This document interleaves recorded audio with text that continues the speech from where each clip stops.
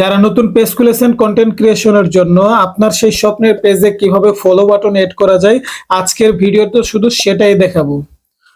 So এখন পর্যন্ত যারা আপনার পেজের ফলো বাটনটি এড করেছেন তারাও ভিডিওটি দেখতে পারেন, দেখলে অনেক জ্ঞান আহরণ হবে। সো আর দেরি না করে চলুন শুরু করা যাক। কারো ক্ষতি করো না বন্ধু, পারলে উপকার করো। মোবাইল স্ক্রিনে লক্ষ্য করুন আর ফেসবুকের অফিসিয়াল অ্যাপসে প্রবেশ করুন। যাওয়ার পর আমরা যে পেজে ফলো বাটনটি অ্যাড করব সেই পেজটা আমরা প্রবেশ করব। প্রবেশ করার পর দেখবেন এখানে থ্রি ডট মেনু আছে, থ্রি ডট মেনুতে প্রবেশ করুন। প্রবেশ করার পর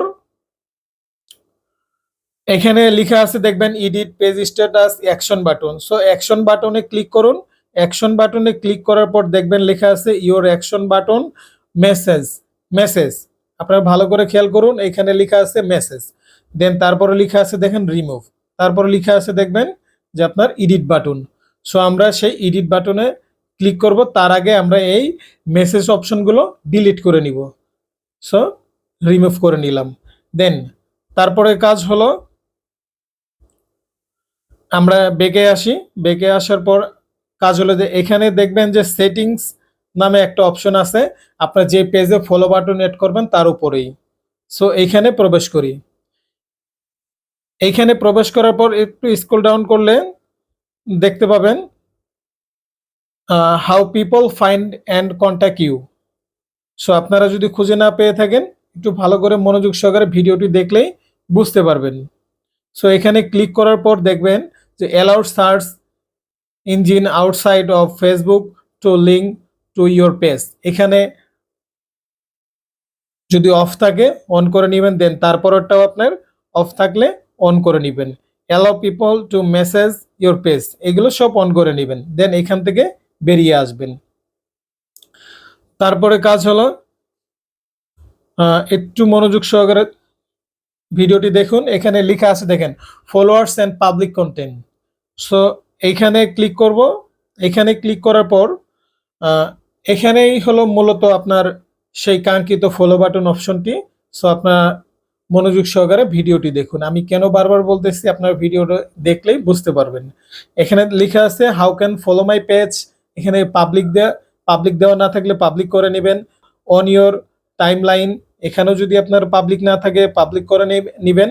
অনেক সময় ডিফল্টে দেখবেন যে ডিফল্টে লেখা থাকবে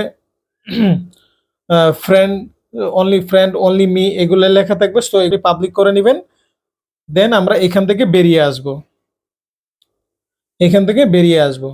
তারপরে কাজ হলো যে আপনার আবার ওই যেই পেজে ফলো বাটনটি অ্যাড করবেন সেই পেজের ফলো বাটনটি দেখার জন্য আমরা ওই আবার আগের মতো থ্রি ডট মেনুতে প্রবেশ করব। ভালো করে খেয়াল করুন। থ্রি ডট মেনুতে প্রবেশ করার পর এখানে লেখা আছে দেখেন views edit page status action button, অ্যাচিভারের নিচে আপনি দেখবেন ভিউএস।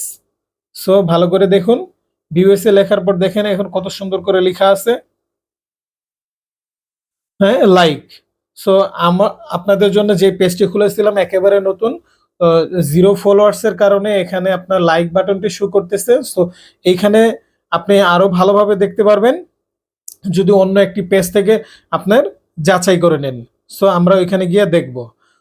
আবার এখানে ফেসবুক থেকে অটোমেটিক্যালি আপনি যে ফাংশনগুলো অফ ছিল অন করে দিয়েছেন এবং মেসেজ বাটনটি ডিলিট করে দিয়েছেন। সো এইখানে অটোমেটিক্যালি আপনার 2-4 জন ফলোয়ার চলে আসলে এখানে ফলো বাটনটি এড হয়ে যাবে। সো বন্ধুরা, এখন পর্যন্ত যারা আমার ভিডিওটি দেখছেন, আপনার যদি একটু উপকারে এসে থাকে তো পেজটি ফলো করে রাখবেন এবং ইউটিউবে দেখে থাকলে চ্যানেলটি সাবস্ক্রাইব করে দেবেন এবং পাশে থেকে বেল আইকনটি বাজিয়ে দেবেন। সো পরের স্টেপটি হলো যে আপনি এটা সার্চ করে দেখবেন যে আপনার ফলো বাটনটি অ্যাড করছে কিনা। সো এর জন্য আমরা অন্য আরেকটি চ্যানেলে গিয়ে অন্য আরেকটি আইডিতে গিয়ে লগ ইন করবো। সো লগ ইন করার পর দেখবো যে এইখানে ফলো বাটন, এখানে লাইক বাটন দেখিয়েছে, অন্য জায়গায় গিয়ে আপনার ফলো বাটনটি অ্যাড হয় কি না। সো আমরা এইখানে অন্য আরেকটি আমার ফেক পেজ থেকে আমি দেখা দিচ্ছি আপনাদের। আমরা ওইখানে যে পেজটি ক্রিয়েট করেছিলাম সেই পেজের নাম দিয়ে এখানে সার্চ করব, নূর ইসলাম 003। সো বন্ধুরা আমরা যে পেজটি ক্রিয়েট করেছিলাম দেখেন এর পাশেই লেখা আছে ফলো বাটন। সো আর টেনশনের কোনো কারণ নাই, আমি যেভাবে আপনাদের সেটিংস গুলো দেখিয়েছি সেভাবে কাজ করলে ফলো বাটনটি এড হয়ে যাবে।